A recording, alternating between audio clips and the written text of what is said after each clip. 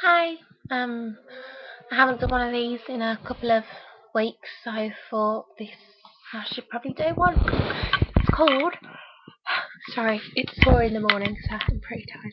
But it's called "You Make the Shittest Day Seem Alright."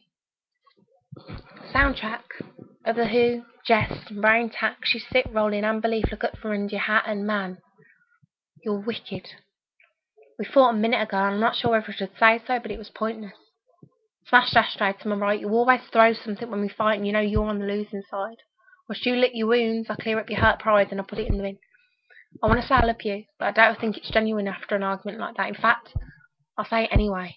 Your action could go either way, a smile or back into combat. You smiled. Ace. It's hard to see what we have in common after we shout at each other like that. The foundations are simple. I adore you and you adore me back, so what are we fighting for? We've been in us since I can remember. However, you changed status to single for a day in November after that night I called you drunk from Soho. I said I love you more than anything, but being with you is a no-go as I think it's bad for us both. In the morning, this translated into an oath of never drink with work colleagues, ever. It took me 2 weeks to win you back around. You're my gravity, my weak at the knee, my ground. Basically, you're my everything. You make me want to break into song, though I can't sing. We are wild things.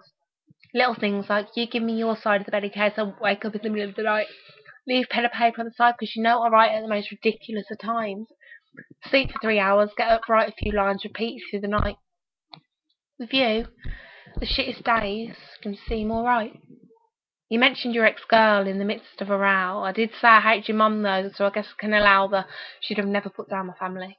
And to a certain degree, neither would I. It's just when you get a bit too high, you get a bit loose with your thoughts. And I know I ought to be used to it by now, but there's only so many times a girl can hear how she cooked saltfish better. She was probably wicked. Your taste in women is impeccable. However, your choice of words is nothing less than terrible as we argue over how your meals will be microwavable from now on. I told you to pipe down and you tell me to do one as we watch each other from each side of the room. We both want to laugh, but it's got to the stage any form of emotion displayed will be a sign of defeat. Trying not to smirk and refusing to speak, we converse through tracks on an iPod. You skipped to Could You Be Loved, this song I met you to, and from that minute I knew that every day I was supposed to have you in it. Locked eyes, and to nobody's surprise we've been inseparable since. The first year was ace, but really hard. You called my place your yard, and we struggled together. You worked at a bar, cash in hand, came home, didn't understand how I lived to write. We'd make up all day, following the arguments at night. I think sometimes we forgot ourselves, being in our 20s, but seeing things as 12 stuff isn't that easy anymore.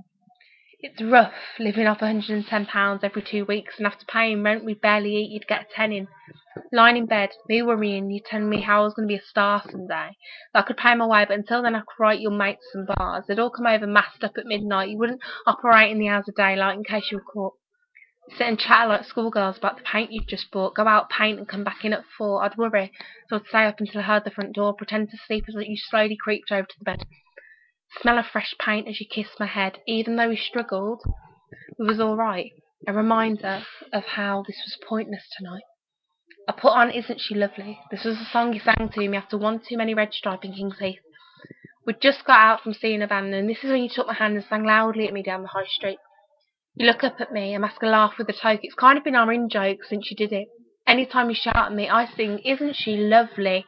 And remind you how your world wouldn't be as wicked without me in it. You call me a knob. I call you a cheeky sod and you fetch the broom from the kitchen.